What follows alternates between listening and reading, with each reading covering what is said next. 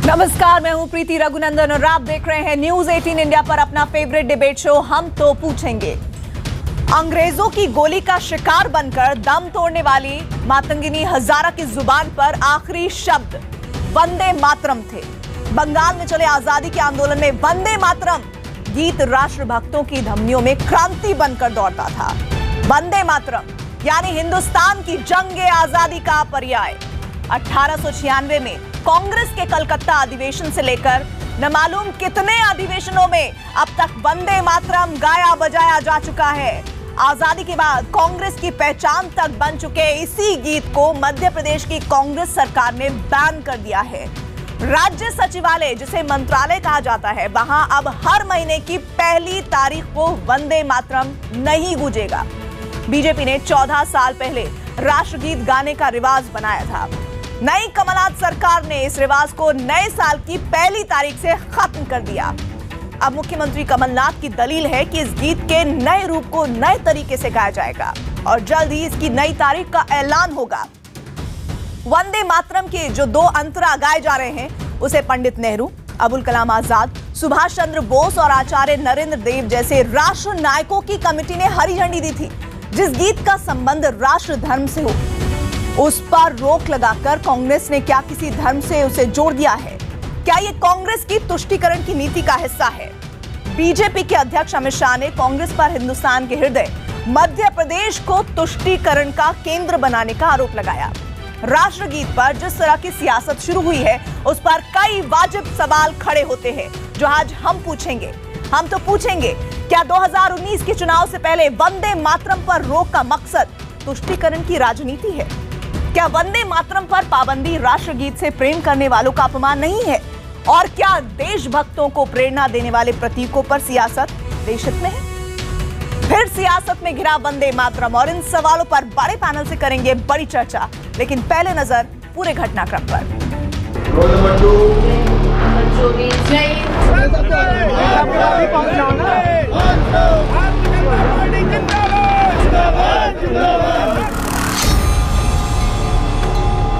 हम तो पूछेंगे में बड़ी बहस, फिर सियासत में घिरा वंदे मातरम। मुझे कहते हुए वह तकलीफ है, यह अत्यंत दुर्भाग्यपूर्ण है कि कांग्रेस की सरकार ने आते ही वंदे मातरम के गान की परंपरा को समाप्त कर दिया। वल्लभ भवन के प्रांगण में आज वंदे मातरम होना चाहिए था, लेकिन वंदे मातरम गान नहीं गाया गया। सरकारें आती रहती है, जाती रहती है, लेकिन देशभक्ति और देश सब दलों से ऊपर है, सब सरकारों से ऊपर है। मैं प्रदेश की कांग्रेस की सरकार से ये मांग करता हूं कि वंदे मातरम का गान पूर्ववत कैबिनेट की बैठक के पूर्व और हर महीने की 1 तारीख को वल्लभ भवन के प्रांगण में कराया जाना चाहिए। मजाक बना के रखा है नेशनलिज्म को, पैट्रियोटिज्म को। ये कांग्रेस की मानसिकता है। वो तो चाहते हैं कि हर जगह कांग्रेस का स्तुति गान हो, वो तो चाहते हैं कि नेहरू परिवार का स्तुति गान हो, वो तो चाहते हैं कि हर जगह कांग्रेस का झंडा लगे। कोई दिन दूर नहीं है जब वल्लभ भवन पर भी वो कांग्रेस का झंडा लगा दें। मध्य प्रदेश में कांग्रेस की कमलनाथ सरकार के एक फैसले पर सियासी कोहराम मच गया है। 15 साल बाद सत्ता में वापसी करने वाली कांग्रेस के मुख्यमंत्री कमलनाथ ने मंत्रालय में हर महीने की पहली तारीख पर गाए जाने वाले वंदे मातरम पर रोक लगा दी है। बीजेपी सरकार ने इसकी शुरुआत की थी। मंत्रालय के कर्मचारी 1 तारीख को पार्क में इकट्ठा होकर वंदे मातरम गाते थे। रोक के फरमान से बीजेपी आग बबूला है।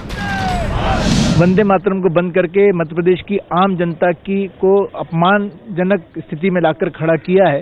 सारी जनता आज की तारीख में स्तब्ध है, क्योंकि वंदे मातरम तो बच्चों को भी सिखाया जाता है। हमारा सबका प्रेम गाने, राष्ट्र, हमारी भावना जागृत होती है। उस राष्ट्रीय भावनाओं को भी इन्होंने ठेस पहुंचाने का काम किया है। यह कांग्रेस के चरित्र का ही प्रकटीकरण है और मैं यह बताना चाहता हूं कि कांग्रेस का जो मूलभूत विचार है वो वंदे मातरम के बारे में क्या है, यह कमलनाथ जी के इस निर्णय से प्रकट होता है। बवाल बढ़ा तो खुद मुख्यमंत्री को सफाई देने के लिए सामने आना पड़ा। राजनीति हुए जिसे मैं गलत मानता हूँ जी कि इस पर ही वंदे मातरम पर राजनीति कर रहे हैं, कभी मंदिर पर राजनीति कर रहे हैं जी सर। ये राजनीति की मैं सख्त निंदा करता हूँ।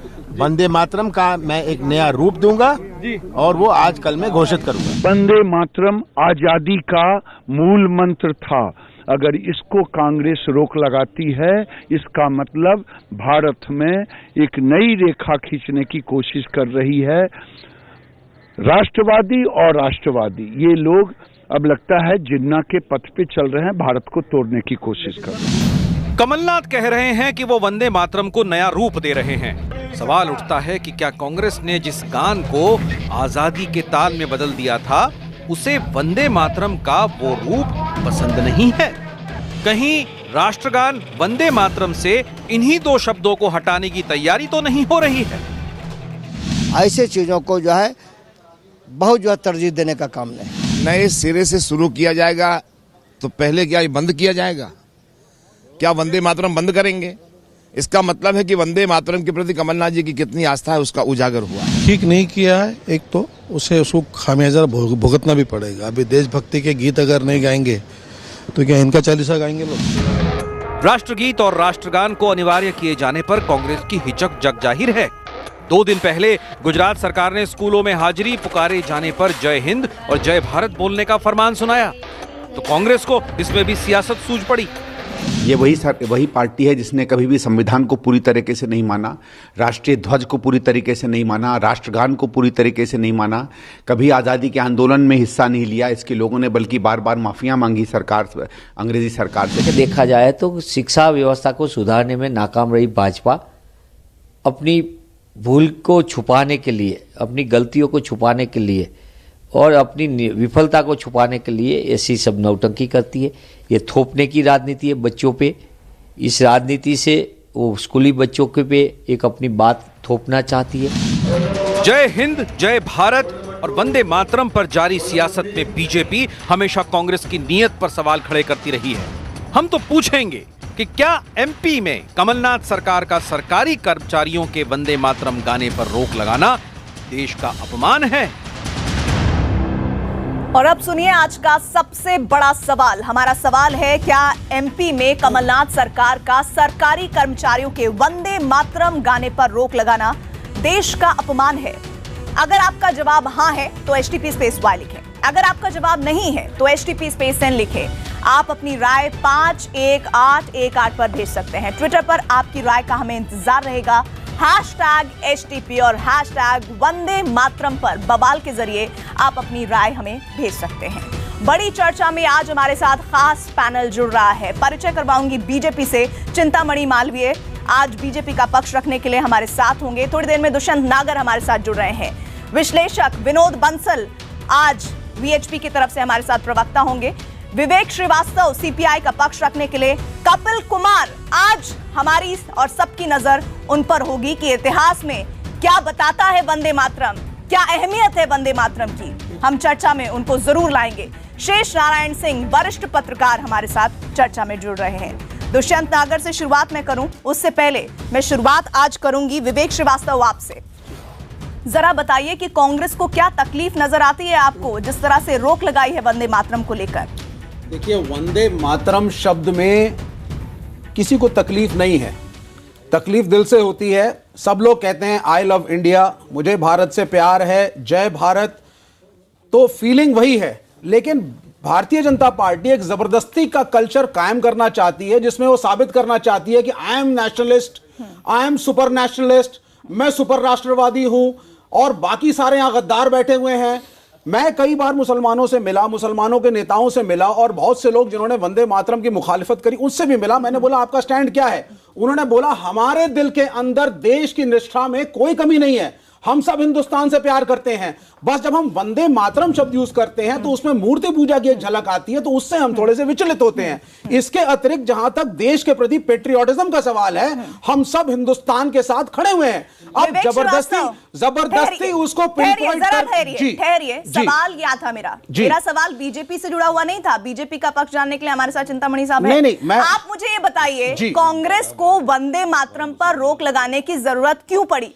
पहली तारीख को अगर वंदे मातरम होता था, उसमें कर्मचारी, शासन करने वाले नेता शामिल होते थे, तकलीफ क्या है? नहीं, देखिए ऐसी कोई तकलीफ नहीं है, लेकिन सिर्फ यही होता है कि अगर कोई ऐसा शब्द है जो किसी समुदाय विशेष या धर्म विशेष को उसमें एक संदेह आता है, धार्मिक, it is a question of religion coming into picture.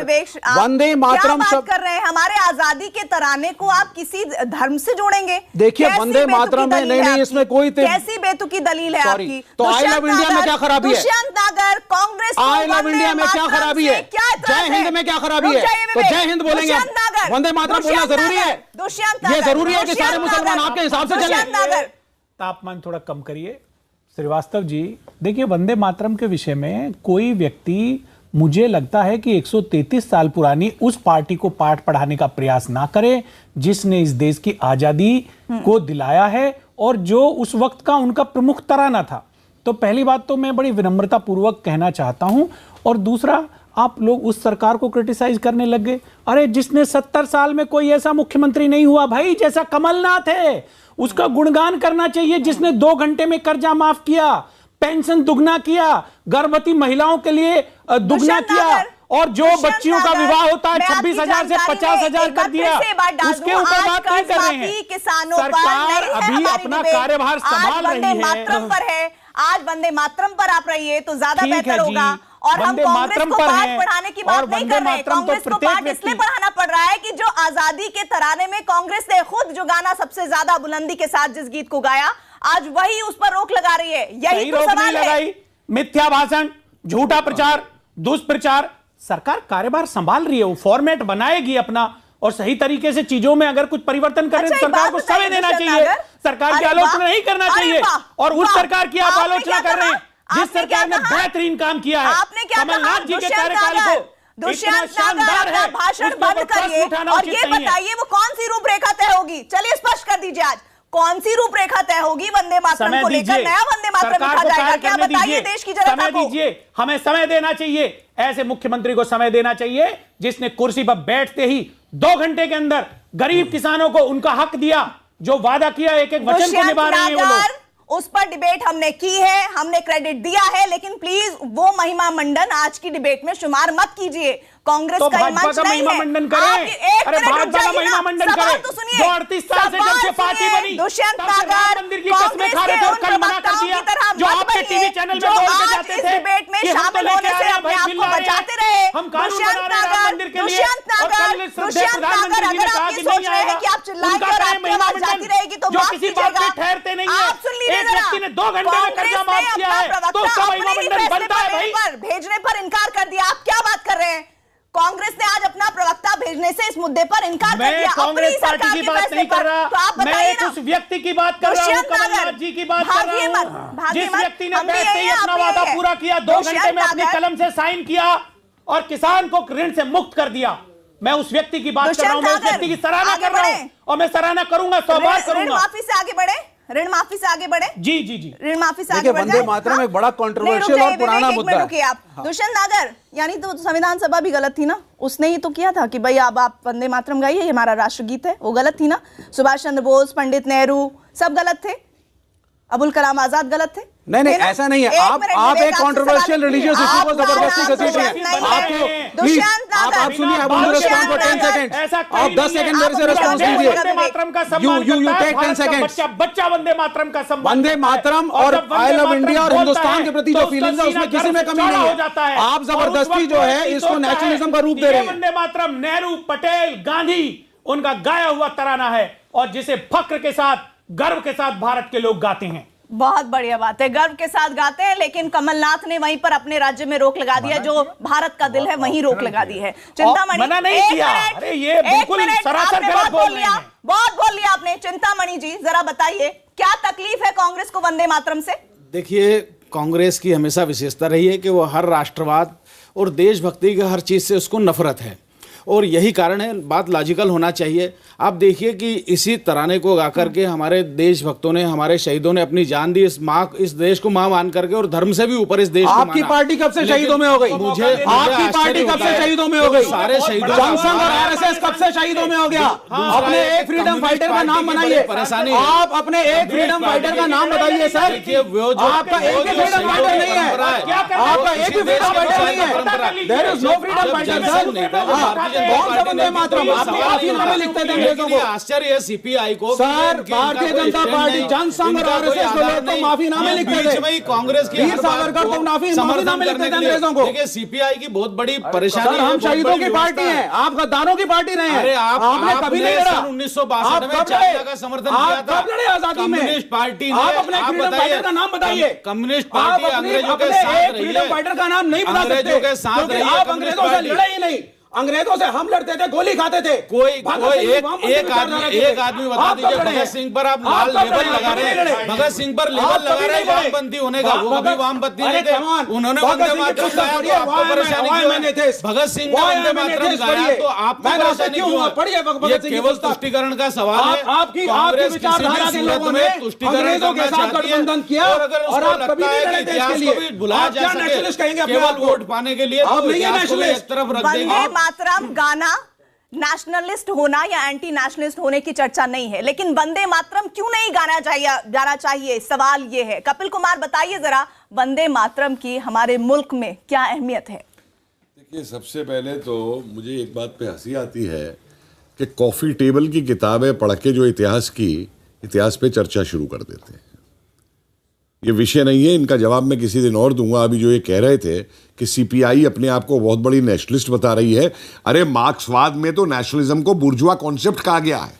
Concept ही नहीं है, छोड़िए सर, अब बुर्जुआ कॉन्सेप्ट कहा गया है। बुर्जुआ कॉन्सेप्ट है, लेकिन अंग्रेजों से हम लड़े। आप सुनिए, अरे थ्योरेटिकल इतिहास छोड़िए यार, देखिए मैं आपसे बात करूंगा फिर किसी दिन। रोमिला थापड़ से बात करिए। अरे रोमिला थापड़ की छोड़िए, रोमिला थापड़ से बात करिए। आप लोगों ने जिस तरीका का कार्ल मार्क्स के कहने पे, सुनिए, 1925 में भारतीय कम्युनिस्ट पार्टी बनी, 1942 तक हमको मान्यता नहीं मिली अंग्रेजों से। मान्यता नहीं मिली, तभी आप अंग्रेजों की गोदी में 1942 में बैठ गए थे और चाकरी की थी अंग्रेज कम्युनिस्ट पार्टी की और 42 का विरोध किया था। आप मुझे इतिहास मत पढ़ाइए, आप मुझे इतिहास मत पढ़ाइए। मैं आ रहा हूँ वंदे मातरम पे, क्योंकि डिबेट सिर्फ वंदे मातरम पे है। सुभाष चंद्र बोस को इस देश से भेष बदल के यहाँ से भगा करके अफगानिस्तान आप भी लीजिए, बोस का क्रेडिट आप लीजिए। बोस को कुत्ता बताने वाले आज कह रहे हैं कि हमने उसकी मदद की। अरे शर्म कीजिए। नहीं, हम बोस को तोजो को कुत्ता बताया आप लोगों। आपके पैम्फलेट दिखा दूंगा मैं आपको। बोस को तोजो को कुत्ता बताया आप लोगों ने। अरे छोड़िए, चंद्र बोस के निकलवाने वाले हम ही थे। जब तक सोवियत जो सुभाष चंद्र बोस को हिंदुस्तान से निकलवा करके अफगानिस्तान ले गए। आप छोड़िए, सीपीआई का इतिहास बहुत अच्छा जानते हैं। देश के लिए जितना हमने पाया किसी ने नहीं पाया। बर्बादी के नारे लगवाने वाले हैं। और आप कर क्या रहे हैं? आप लोग, अरे आप क्या कर रहे हैं? हम मुझे इतिहास मत समझाइए। हमने लेबर लॉज बनवाए अंग्रेजों से लड़के, हटा रहे हैं। आप ही ने नंदीग्राम में क्या किया? किसानों में गोली चलवाई। जितने लैंड रिफॉर्म्स हमने किए, किसी ने नहीं करे। कुमार बहुत इंपॉर्टेंट फैक्ट्स रख रहे हैं। विनोद बंसल, मैं आपके पास भी आऊंगी। शेष नारायण जी, आपका भी व्यू पॉइंट इस बात को लेकर बहुत जरूरी है। बीजेपी आरोप लगा रही है कि कांग्रेस तुष्टीकरण कर रही है। बताना चाहता हूं कि वंदे मातरम का इतिहास क्या है, ये लोगों को मालूम तक नहीं। 1770 के अंदर 150 सन्यासियों को बंगाल में ईस्ट इंडिया कंपनी के जो सैनिक हैं वो गोली से मारते हैं। लाल घाट के जो पुजारी हैं वहां से वंदे मातरम उठता है और उस समय एक सिंबल बनता है अंग्रेजों के खिलाफ लड़ाई का, जिसे उस जमाने में सन्यासी और फकीर, चाहे वो मोहनगिरी रहे हों, चाहे मजनू शाह रहे हों, चाहे धीरज नारायण रहे हों, चाहे देवी चौधरानी रही हों, इन सब ने मिलकर के इसको एक प्रतीक के रूप में अंग्रेजों के विरुद्ध इस्तेमाल किया। हो गया। उसके बाद बंकिम जब गए वहां पे डिस्ट्रिक्ट मजिस्ट्रेट रहे तो वहां उनको इसकी प्रतिलिपि मिली और उसने उसको आनंद मठ के अंदर दोबारा डाला उसको, और वहां से वो एक फिर प्रतीक बनके राष्ट्रवाद का चला। और 1905 में जब बंगाल का विभाजन किया गया और स्वदेशी आंदोलन वहां पे चला तो उस समय नारा सबसे ज्यादा वहां पे प्रिय होकर के चला और सबने मिलकर के चलाया इस नारे को। दिक्कत इस नारे की सबसे बड़ी आती है जाकर के 1937 के बाद से।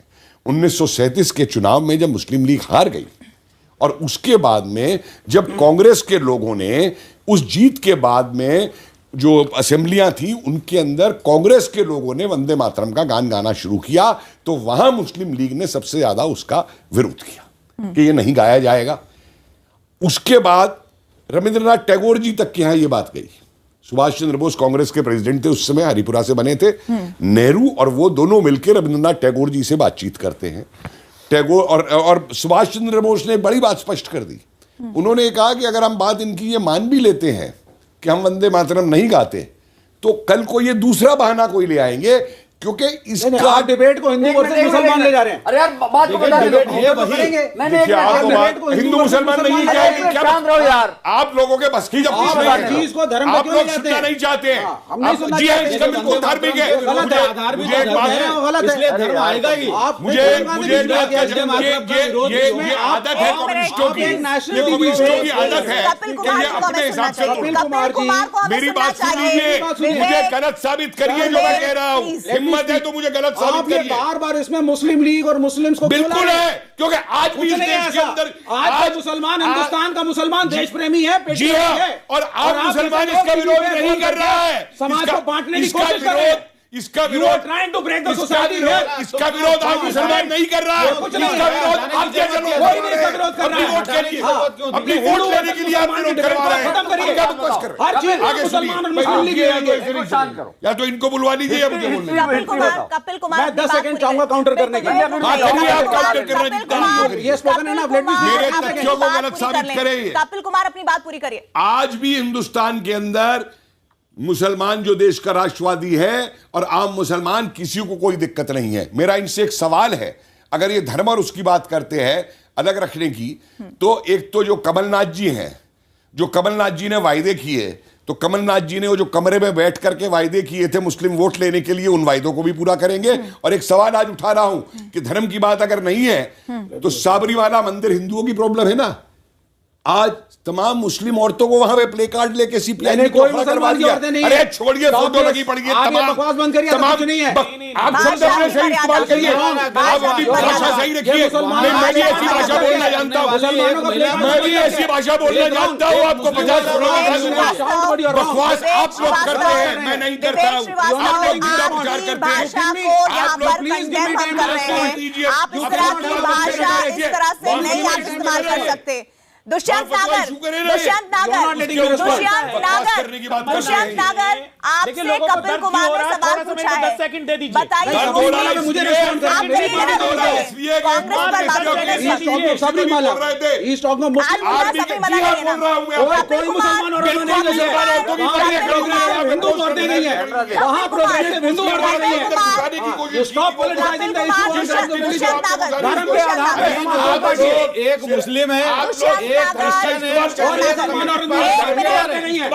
कम्युनिस्ट पार्टी की कैडर है, ये मिलकर के हिंदू। भैया शांत हो जाओ, हाथ जोड़ रहे हैं, शांत हो जाइए, कृपया शांत हो जाइए। रूस में आदरणीय चिंतामणि जी आपसे अनुरोध है, दुनिया भर में आपका बंगाल में क्या हाल हो गया? दुष्यंत नागर सब लोग चुप हो जाइए। कपिल कुमार प्लीज चुप हो जाइए। दुष्यंत नागर से मेरा सवाल है, जो कपिल कुमार कह रहे थे मुस्लिम तुष्टीकरण का इरादा तो नहीं है कांग्रेस का मध्य प्रदेश में, वंदे मातरम से आपत्ति है क्या? दरअसल डर लोगों को क्या सता रहा है, मध्य प्रदेश जिसको संघ और उनके संगठन लोग अपनी प्रयोगशाला कहते थे, वहां पे जो पिच इनकी बड़े अनुकूल थी, उस पिच को कमलनाथ जी ने खोद दिया है। पहले देश के ऐसे मुख्यमंत्री हैं जिन्होंने ये आदेश जारी किया है, राजाज्ञा जारी की है कि सड़क पर कोई भी गौ माता अगर मिली तो अधिकारी जिम्मेवार होंगे, उनके ऊपर कार्रवाई होगी। लोग गाय के नाम पे वोट लेते। मैडम मेरे को प्लीज बोल लेने दीजिए। चिंतामणि जी हंस रहे, वंदे मातरम पे आ रहा हूँ। गौ माता का नाम ले लिया तो क्या गलत कर दिया? कितना इंप्लीमेंट हो रहा है उस पर चर्चा नहीं है। देखिए 2 साल पहले वंदे मातरम पर आइए, गाय के नाम पे वोट लेके उत्तर प्रदेश में चिंतामणि जी ने सरकार बनाई, और आज गौ माता का क्या हाल है? गौ माता आवारा घूम रही है, सड़कों पे घूम रही है। आज ही सेस लगाया है। अब तक क्या किया? नहीं दे रहे हैं, अब तक क्या किया आपने? शेष नारायण जी आप भी बता दीजिए, क्या मंशा नजर आती है कमलनाथ सरकार की? कमलनाथ सरकार मेहनती सरकार, ईमानदार सरकार, त्वरित कार्रवाई करने वाली सरकार और जनता के हितों की रक्षा करने वाली सरकार है। अगर कमलनाथ ने वंदे मातरम पे प्रतिबंध लगाया है तो मैं उसको इनका सेल्फ गोल मानता हूँ। ये बिल्कुल गैर जिम्मेदार बात है, क्योंकि 1927 में जैसे प्रोफेसर कपिल ने कहा है, तो कांग्रेस का तो बाकायदा आज़ादी के टाइम भी ये प्रोग्राम था कि भाई जनगणमन को बनाया जाए, किसको बनाया जाए, कौन सा बनाया जाए। तो मुझे लगता है कि उनको बेचारे को इतिहास अपना नहीं मालूम है, तो इस तरह की बात कर रहे हैं। मेरा एक ये है कि मैं अभी बाद में टिप्पणी करूंगा, पहले विनोद को तो टाइम दो। वंदे मातरम में सबसे बड़े चैंपियन है, यहाँ बैठे हैं विनोद बंसल, तो विनोद से जरा पूछ लो, तब हम लोग अपनी विशेष राय दें। विनोद बंसल कांग्रेस की तकलीफ क्या है वंदे मातरम को लेकर? शेष जी देखिए, सबसे पहले तो प्रीति जी, मैं बड़ा दुख आज हो रहा है कि वंदे मातरम जैसे विषय पर राजनीतिक जो है ना आपस में भिड़ रहे हैं, लड़ रहे हैं, झगड़ रहे हैं। मैं कहता हूँ ये तो वो गीत है जिसके पीछे जो है पूरा देश खड़ा था। आपको याद है कि ये चाहे कांग्रेस हो या कोई भी दल हो, सारे के सारे एक थे। और इस झंडे को लेकर के जब वंदे मातरम गाते हुए सैनिक निकलता था तो उस समय जो है वो सिर्फ एक ही नारा होता था कि मेरी देश, मेरी भारत माता, मेरा वतन, इसके अलावा कुछ नहीं। लेकिन आप देखिए इसकी शुरुआत कहां से हुई, आज की नहीं है। 1923 में कांग्रेस के अधिवेशन में स्वयं मुस्लिम लीग ने जब इसका विरोध किया और कांग्रेसी नेताओं ने उस समय तत्कालीन कांग्रेसी नेताओं ने उसका विरोध नहीं किया। नहीं, आप हिंदू मुसलमान मत करिए बंसल जी, आप फिर उधर धर्म की राजनीति शुरू कर देते हैं। आप फिर बोल रहे हैं कि मुसलमान नहीं बोलना चाहता, मुसलमान देश के खिलाफ है, मुसलमान गद्दार है, मुसलमान हिंदुस्तान की नहीं सोचता। कब खत्म करेंगे आप इस चीज को? हिंदुस्तान एक है, हिंदू और मुसलमान एक है, सबको साथ लेकर के चलना सीखिए। देश की माइनॉरिटीज को तो आप गद्दार साबित कर देते हैं बंसल जी, खड़े खड़े कि वंदे मातरम भाई धर्म का कह रहा है, आई लव इंडिया बोलूंगा, जय हिंद बोलूंगा, जय भारत बोलूंगा। तो अगर वंदे मातरम में किसी एक व्यक्ति को थोड़ा सा जवाब है तो आप क्यों तंग कर रहे हैं? आई लव इंडिया आपको पसंद नहीं आता क्या? हिंदुओं का हत्या करने वाले, नहीं, आई लव इंडिया पसंद नहीं आता, जय हिंद पसंद नहीं आता, जय हिंद मुसलमानों को, उन मुसलमानों का जिन्होंने आप सिर्फ कम्युनिटीज को धर्म के आधार पर बांटना चाहते हैं, आप सिर्फ लोगों को लड़वाना चाहते हैं। आप हिंदू और मुसलमानों में बंटवारा करना चाहते हैं। आप एकता की राजनीति के बजाय आप विघटन की राजनीति कर रहे हैं और यही आपकी समस्या है। और आप हारेंगे इसीलिए। ये कम्युनिस्टों ने हमेशा देश को तोड़ना चाहता है। आज डिबेट को डिबेट करने की कोशिश कर रहे हैं। 5 राज्यों में हार चुके हो, आगे और ड्रामा भी चलेगा। 2019 में जा रहे हो बंसल जी, 2019 में जा रहे हो, सेक्युलर ताकतें आएंगी, हिंदू का हा और मुसलमान का माँ, हम साथ चलेंगे देखना।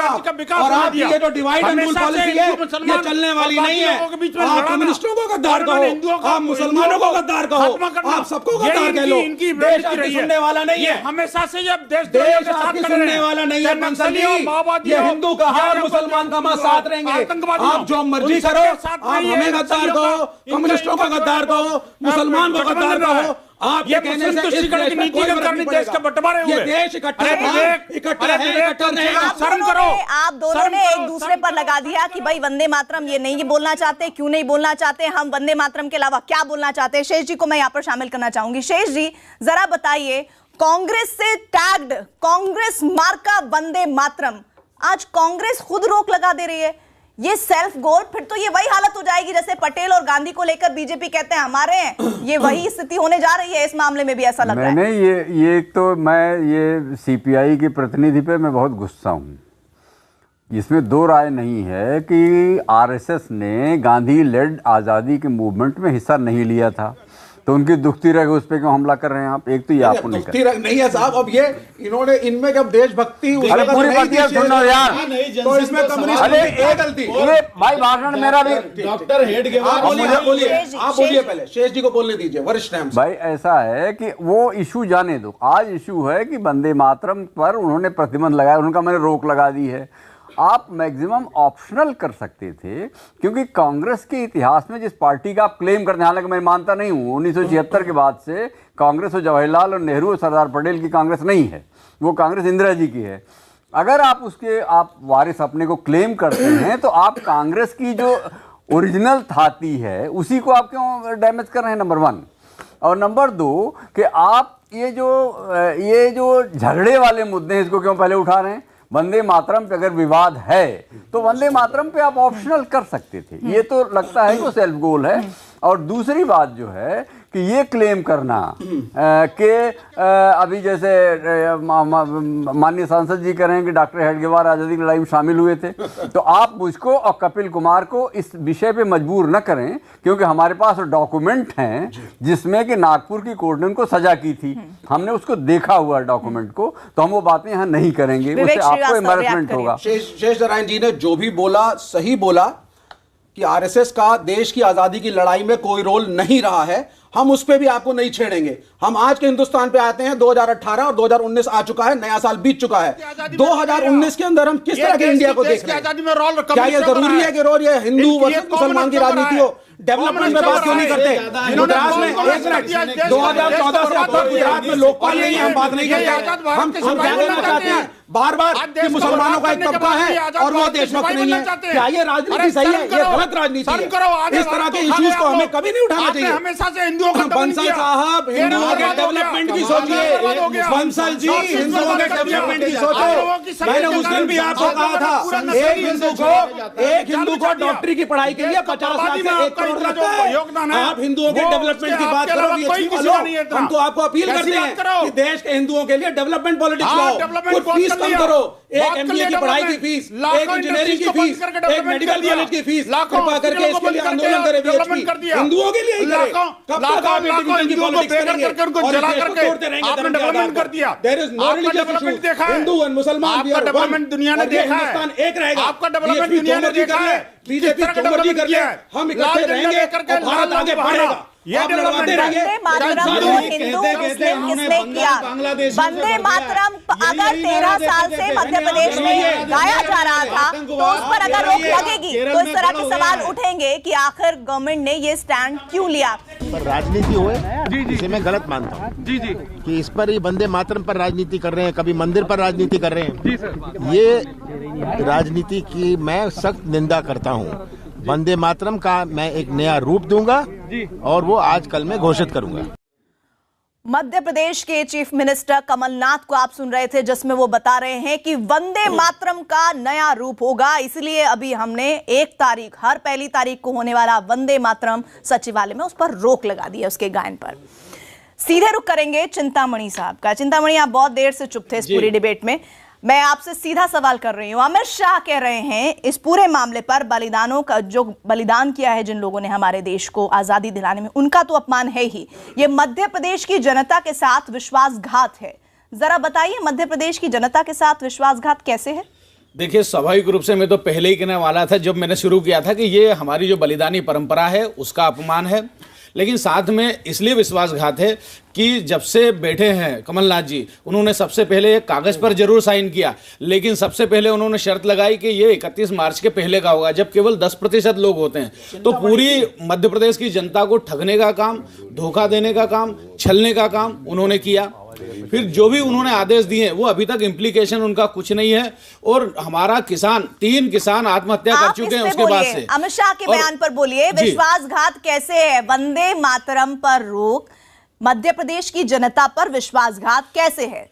ये ना केवल मध्य प्रदेश की जनता बल्कि पूरे भारत की देश प्रेमी और देशभक्त जनता से विश्वासघात है। में लिखा था क्या कांग्रेस ने कि हमारी सरकार आएगी तो हम वंदे मातरम गवाएंगे ही गवाएंगे? कहीं लिखा था क्या ऐसा? ये देखिए, प्रतीकात्मक है, ये सिद्ध करता है कि आप एक तुष्टीकरण की राजनीति कर रहे हैं, और प्रारंभ से ही खिलाफत आंदोलन को जैसे ही उसमें शामिल किया तब से ये हिंदू मुसलमान का ही सवाल है, नहीं तो आरक्षण की जरूरत है जो आरक्षण, भाई क्यों विरोध किया जा रहा वंदे मातरम का? क्यों रोकने की जरूरत? क्या किसी हिंदुओं ने कहा कि आप रोकिए? क्या किसी राजनीतिज्ञ ने कहा? क्या कोई सामाजिक संगठन ने कहा कि आप वंदे मातरम? क्या अधिकारियों ने कहा कि वंदे मातरम मत कीजिए? किसने कहा? केवल इसलिए कि वो अपना तुष्टीकरण का एजेंडा बढ़ाना चाहते हैं। कन्विंस नहीं हो रही होगी। अगर देश से प्यार करते हो तो केवल अपना तुष्टीकरण कपिल कुमार को मैं इस डिबेट में लाना चाहूंगी। कपिल कुमार साहब, जरा बताइए, ये फैसला कमलनाथ का क्या बलिदान जिन लोगों ने हमारे देश को आजादी दिलाने में किया है उनका अपमान है? अपमान? मैं तो कहूंगा कि अपमान ही नहीं, एक पूरा डिनायल है। आज देखिए दिक्कत क्या हो गई है कि आज की युवा जनता को जो है ना, हमारी जो युवा पीढ़ी है, उसके सामने ये बताया ही नहीं जाना चाहता कि आज़ादी के अंदर लोगों ने अपने बलिदान दिए, फांसी पे चढ़े, उनको तोपों से उड़ाया गया, उनको गोलियों से उड़ाया गया। सिर्फ ये बता दिया जाता है कि देश को आज़ादी जो है भूख हड़ताल पे बैठ के, अहिंसा में बैठ के आराम से मिली। इस चीज को उठा करके रखा गया। आज मैं एक सवाल पूछना चाहता हूं जिस पे मैं आजकल लगा हुआ हूं इस सारे इतिहास के अंदर। ऐसे ऐसे शख्स इतिहास के अंदर मौजूद हैं। उधम सिंह, कितनी जगह नाम उठाया गया। खुदीराम बोस 1946 के अंदर जो आर्मी का चीफ कहता है कि 1857 जैसी स्थिति उत्पन्न हो गई है और अगर हमें भारत में रहना है तो 1 लाख यूरोपीय सोल्जर चाहिए होंगे हमको। किसी ने कभी आजाद हिंद संघ का नाम सुना है कि 1945 के अंदर आजाद हिंद संघ की स्थापना दोबारा भारत में की गई, जब आजाद हिंद सेना के सैनिक वापस आए हैं और उस समय के जो कांग्रेस कैडर्स हैं डिस्ट्रिक्ट लेवल के ऊपर, वो सब उसे सपोर्ट कर रहे हैं, उसमें युवा भर्ती कराए जा रहे हैं, वंदे मातरम वहां गाया जा रहा है और आजाद हिंद सैनिक अपनी यूनिफॉर्म पहन के वहां पे भाषण देने आ रहे हैं। Sir, is that the only criteria of patriotism? यार देखिए, पेट्रियोटिज्म का एक ही क्राइटेरिया है। Only criteria is damn Marxism. Only damn Marxism is the only criteria of patriotism. Of course, who talk of internationalism? Marxism हम अरे कभी लड़ते हैं, ने कभी राष्ट्रवाद की बात की है? मार्क्सिज्म क्राइटेरिया है, मार्क्सिज्म क्राइटेरिया है। मार्क्स की वजह से लेबर लॉ बने, मार्क्स की वजह से मजदूर लड़े, मार्क्स की वजह से किसान लड़े, आपको मार्क्स क्राइटेरिया है। बकवास करते हैं आप, बिल्कुल रहेगा, मार्क्स क्राइटेरिया है। हर चीज के अंदर एक ही क्राइटेरिया लाते हैं पेट्रियोटिज्म का, एक ही क्राइटेरिया। आप बड़े पैट्रियट रहे हैं, आप में से कितने कम्युनिस्टों ने लोकपाल नहीं लाया गुजरात लोकपाल नहीं लाया, बोलेंगे इसके खिलाफ? अंतरराष्ट्रीयवाद की बात करते हैं। लोकपाल नहीं आया इस देश में 4 साल से, आप बोलेंगे? नहीं आए, आप लोकपाल नहीं आए इस देश में, आप बर्बादी के खिलाफ बोलिए। आप धर्म के बारे में क्यों बोलते हैं? बंटवारे के नाम बना, आप सिर्फ धर्म के आधार पर देश को बांटना चाहते हैं। आप धर्म छोड़िए और मार्क्सिज्म बताइए इस देश को छोड़ना चाहता है। बर्बादी के अफजल गुरु के नारे, देश की कहने से कुछ नहीं होगा, बर्बादी के नारे। अरे जाके हम इंडियन नेशनलिस्ट हैं, आप हिंदू नेशनलिस्ट हैं साहब। Indian nationalist, you are Hindu nationalist. आज मार्क्सिस्ट नेशनलिस्ट हो गए, सारा अंतरराष्ट्रवाद खत्म हो गया। मार्क्सिज्म कुछ नहीं है सर, मार्क्सवाद ही इस देश को बचाएगा, मार्क्सिज्म इस देश को बचाएगा। कम्युनिस्टों की बात हम ही लड़ते हैं, गरीब के लिए आप नहीं लड़ते। You are pseudo Hindu, Hindu intellectual, nothing more than that. आप एक सूडो हिंदू फैनेटिक की तरह बात कर रहे हैं, हिंदू मुसलमानों को लड़वा रहे हैं। कपिल जी, आपका डरना बिल्कुल गलत है। दुनिया के मजदूरों को खत्म हो गया। बिल्कुल, दुनिया के मजदूर एक हो, दुनिया के मजदूर एक हो, दुनिया के किसान एक हो। हम बोलेंगे, सीखो, हम बोलेंगे राष्ट्रवाद सीखना है। दुनिया के मजदूर एक हो, दुनिया के किसान एक हो। बोलेंगे, मैं आप दोनों को यहाँ पर विवेक श्रीवास्तव ने एक परिभाषा दी है। विनोद बंसल शायद आप तक पहुंची पड़ी। दुष्यंत जी रुक जाइए भाई, आप अपनी टर्न पे बोलेगा ना। विनोद बंसल सबसे बाहर है, तो क्या सबसे कम बोलेंगे क्या? विनोद बंसल, इंडियन नेशनलिस्ट और हिंदू नेशनलिस्ट की परिभाषा अभी विवेक जी ने दी, लेकिन जरा बताइए, कांग्रेस क्या पटेल जी को अपने से अलग करना चाहती है? क्योंकि वही तो थे जिन्होंने पहली दफे आकाशवाणी जब लॉन्च हुआ था तब उन्होंने ही इस बात की इजाजत दी थी कि सबसे पहले वंदे मातरम ही गाया जाएगा। प्रीति जी, मुझे बड़ा दुख हो रहा है आज आपकी डिबेट में ये देख करके कि जिस पार्टी ने या जिस विचारधारा ने देश का सबसे ज्यादा नाश किया, वही आज आपकी डिबेट का नाश करने चली है। आप देखिए कि 6 पैनलिस्ट में से सिर्फ एक ही है जो हमेशा से हर एक किसी के बीच में बोल रहा है और बार-बार डिस्टर्ब कर रहा है, बजाय किसी अपनी बात को जबरदस्ती थोपने की कोशिश कर रहा है। आप मुझे बताइए कि आखिरकार ये लिबर्टी निर्माण के लिए कब कार्य हो रहा है? आपने अभी आपने 500 जिलों के अंदर आपने जनसभाएं करी, आपने बताइए आपके मैडम हमको बोलने मत दीजिए, धन्यवाद, हमको अनुमति दीजिए। बंसल की बात हम अपने कोई और काम कर लेते हैं जाके। खुद डिबेट में आने की हिम्मत नहीं है तो अपने जो है दूसरे लोगों को भेज रहे हैं। देश में कोई किसान का बेटा चैनल पे अपनी बात नहीं रख सकता। आप इस प्रकार से बात करेंगे? वंदे मातरम पे ये हाल हो गया है। या तो इनकी आवाज कम करिए, नहीं तो मैं ऐसे चिक में नहीं पढ़ना चाहता। खुद नहीं आना चाहते कांग्रेस, हम कोई बात नहीं। धन्यवाद। दुष्यंत नागर प्लीज, ऐसे आप नहीं कर सकते। दुष्यंत नागर आप ऐसे नहीं कर सकते। नहीं, ये गलत तरीका है, ये गलत तरीका है, ये गलत तरीका है आपका। अगर सवाल का जवाब नहीं देना है, आप डिबेट छोड़कर चले जाएंगे, ये ठीक नहीं है। दुष्यंत नागर, ये बिल्कुल आपकी तौर तरीकों को वाजिब नहीं ठहराया जा सकता है। सवालों से भागने का ये कोई तरीका नहीं है कि आप बीच डिबेट छोड़कर चले जाते हैं। आप जा सकते हैं, लेकिन पूरा देश आपको देख रहा है। दुष्यंत नागर, आप इस डिबेट को नहीं छोड़ के जा रहे हैं, आप जनता के सवालों से उन्हें छोड़कर बीच में आधार में लटकाकर छोड़कर जा रहे हैं। आपके पास उनका उत्तर नहीं है, जनता यही समझेगी। विनोद बंसल, अपनी बात पूरी करिए। प्रीति जी, मैं बड़े विनम्रता पूर्वक के कहना चाहता हूं, देखिए वंदे मातरम जैसा मसला ये एक वो है जो देश को यूनाइट करता है। लेकिन कुछ लोग हैं इस देश को तोड़ने में लगे हुए हैं। आप देखिए कि ये वही स्थिति है जो 1923 में बनी थी। 1923 में मुस्लिम लीग को जब नहीं रोका गया तो उसके कारण जो है ये मामला विभेद का बढ़ता गया और अंततोगत्वा देश के दो बंटवारे हो गए। और आज भी स्थिति कमोबेश वही बनाना चाहते हैं, सिर्फ अपने राजनीतिक फायदे के लिए, धार्मिक विचारधारा देश को तोड़ना चाहती है। ये मुस्लिम और मुसलमानों को आप अलग करना चाहते हैं। देखो हम कम्युनिस्ट हैं, हम ये देश तोड़ कर रहेंगे और एक साथ रहेंगे। आप जो मर्जी कर लीजिए, आप डेवलपमेंट की पॉलिटिक्स की बात क्यों नहीं करते बंसल जी? सीधा सीधा आप महंगी फीसों की बात क्यों नहीं करते? आप हेल्थकेयर की बात क्यों नहीं करते हैं?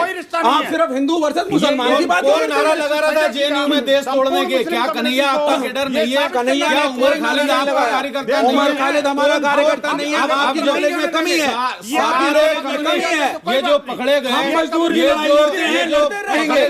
हम किसानों की लड़ाई लड़ते हैं, लड़ते रहेंगे। दंगा फैलाने के आरोप में महाराष्ट्र में रहना है, रहिए।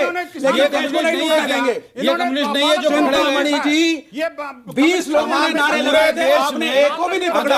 सरकार आपकी है, पुलिस आपकी है, होम मिनिस्ट्री आपकी है। और आप बात कर रहे हैं कि हम गरीबी, हमने गरीबी की बात करते हैं। सिर्फ गरीबों के लिए लड़ते हैं। जहां आपकी सरकार है, आप एक एक करके बोलिए, दोनों में से एक बंगाल की स्थिति देख लीजिए, आप केरल की स्थिति देख लीजिए, बहुत अच्छी है केरल की स्थिति। वहाँ गरीबी होती है, 100% अपराध है और प्रोग्रेसिव लेडीज के लिए केरला सबसे अच्छा है। वहाँ हत्या, सबसे खराब अगर कोई शासन व्यवस्था है, आप एक एक करके आपस में डिसाइड करिए बात कौन कर रहा है। पूरे विश्व में सबसे ज्यादा हत्याएं करने का जो श्रेय है वो इतिहास को देखिए। गुजरात में दंगे कराए आपने किए, गुजरात में आपने दंगे कराए के नाम पर सबसे ज्यादा हत्यारों के नाम पे, चाहे वो नक्सलवाद के नाम पर। किसी की आवाज दर्शकों को समझ नहीं आ रही है। मैं आप सभी से गुजारिश करूंगी कि एक एक करके बोले। शेष जी, आपसे अगला सवाल, क्या कमलनाथ ने ये फैसला लेकर एक धर्म विशेष को खुश करने की कोशिश की है? नहीं, धर्म विशेष नहीं। मुझे लगता है कि कमलनाथ चूंकि आज़ादी की ट्रेडिशन के हैं नहीं, वो तो वहाँ कलकत्ते में व्यापार करते थे, संजय गांधी के साथ पढ़ते लिखते थे, तो वो उनको ला के उन्होंने राजनीति में भर्ती कर दिया और वो नेता हो गए। होशंगाबाद जहाँ छिंदवाड़ा देखा नहीं था कभी, वहाँ से जीत के, तो उनसे आप बहुत परिपक्व राजनीतिक बिहेवियर की उम्मीद मत करें। चिंतामणि जी की एक बात का मैं खंडन कर दूं। इन्होंने कहा जो बलिदानी जत्थे इनके जाते थे आज़ादी की लड़ाई में, वो एकदम गलत बयानी है। इनका कोई भी आदमी विचारधारा है, वो आज़ादी की पूरी बात नहीं है, उसी परंपरा से आज़ादी की लड़ाई में इनका कोई आदमी शामिल नहीं हुआ था।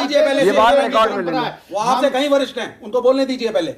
हम जो बात तो पूरी करने दो महाराज, कैसे एमपी हो आप?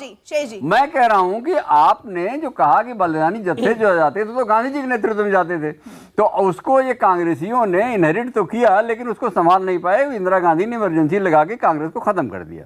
मेरा कहना यह है सीधा सीधा कि ये जो कमलनाथ जी ने ये ऐसा इशू किया है, इसको कहते हैं लूज बॉल क्रिकेट में। उन्होंने लूज बॉल फेंकी है और चिंतामणि जी की पार्टी उस पर सिक्सर दर सिक्सर जमाती जाएगी। ये है सीधा इसका मतलब, और कुछ नहीं है। वो इसको हमें लगता है 2 दिन में दुरुस्त भी कर लेंगे वो। जी, कपिल कुमार कुछ कहना चाह रहे हैं। कपिल जी, लेकिन साथ ही इस बात का भी जवाब दीजिएगा, देशभक्ति के प्रतीकों पर सियासत क्या ठीक है? देखिए, प्रतीकों पे सियासत तो बिल्कुल नहीं होनी चाहिए। और मैंने बार बार एक बात कही है कि एक नेशनल कमीशन पार्लियामेंट की बना करके ऐसे प्रतीक तय कर दिए जाएं कि जिन प्रतीकों के ऊपर कोई सियासत ना हो, जिनको राष्ट्रीय प्रतीक मान लिया जाए। आप राष्ट्रीय झंडा मानते हैं, आप कुछ राष्ट्रीय स्लोगन्स मानिए जो माने गए हैं। अंग्रेज जो है जय हिंद के कहने तक पे प्रतिबंध लगा देता था। रूलेट एक्ट क्या था, ठीक है, उस पे प्रतिबंध लगा देता था। वंदे मातरम कहने पे कोड़े बरसाए जाते थे अंग्रेजों के समय के अंदर।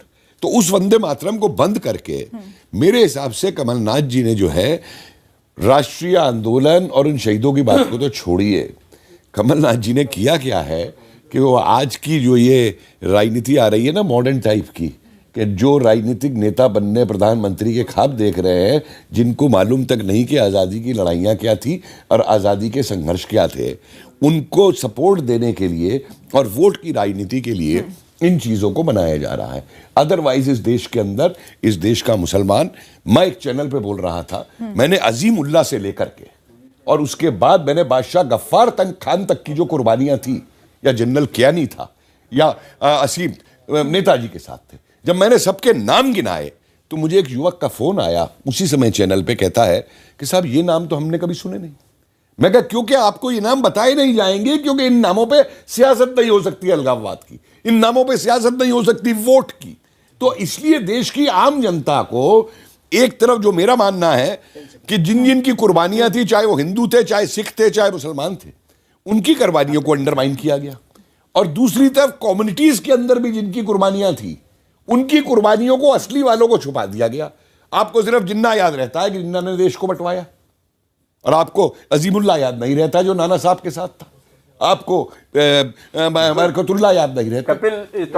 इसलिए इसके अंदर जो है सबसे बड़ी बात यह है, ये देखिए कांग्रेस का कल्चर आज का बन गया है जिसको कमलनाथ आगे ले जा रहे हैं, जिसमें संदीप दीक्षित जो है आर्मी के जनरल को गाली निकालते हैं, सिद्धू की मीटिंग के अंदर पाकिस्तान जिंदाबाद के नारे लगते हैं, मणिशंकर अय्यर पाकिस्तान से मदद मांगते हैं प्राइम मिनिस्टर हटाने को।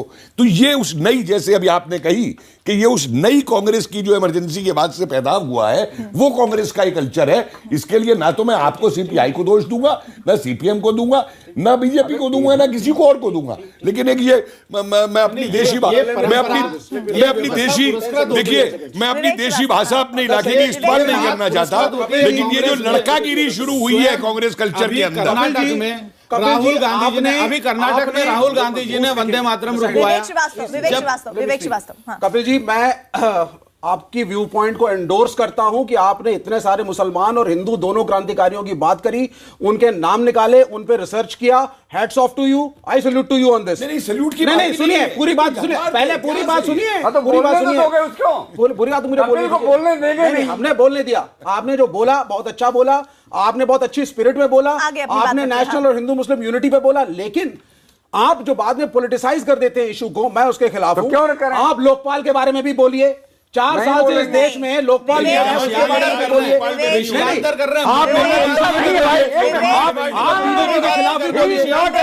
आप हमारे इतिहासकार, हमारे पैनलिस्ट को किसी पार्टी का तमगा देने का हक नहीं रखते। आप न्यूट्रल रहिए, न्यूट्रल रहिए। आप देखिए 4 साल से मोदी गवर्नमेंट लोकपाल नहीं ला पाई, क्या इसको देशभक्त सरकार कहेंगे? भैया देशभक्ति का प्रमाण राजनीतिक के तरीके से तो देश विरोधी सरकारें थी। आप लोकपाल लाइए, 70 साल को देश विरोधी सहेंगे, आप लोकपाल लाइए। अगर राजनीतिक के तरीके से ये कौन सा लोकपाल नहीं, लोकपाल नहीं आए तो आप देश विरोधी हो गए? बिल्कुल देश विरोधी हो आप, भ्रष्टाचार में नहीं आया, आप 70 साल में नहीं आया। लोकपाल का इशू तो अभी आया है, तो 70 इंदिरा गांधी देशद्रोही थे, अन्ना जी वहां सो गए, नेहरू जी देशद्रोही थे, मोदी जी यहाँ सो गए, दोनों सो गए, तमाम सब अन्ना भी सो गए, मोदी भी सो गए, लोकपाल आया नहीं। आप लोकपाल लाइए, आपको देशभक्त कहा जाएगा। लाइए, कब ला रहे हैं लोकपाल, आप बताइए। के बाद से मुसलमान लोकपाल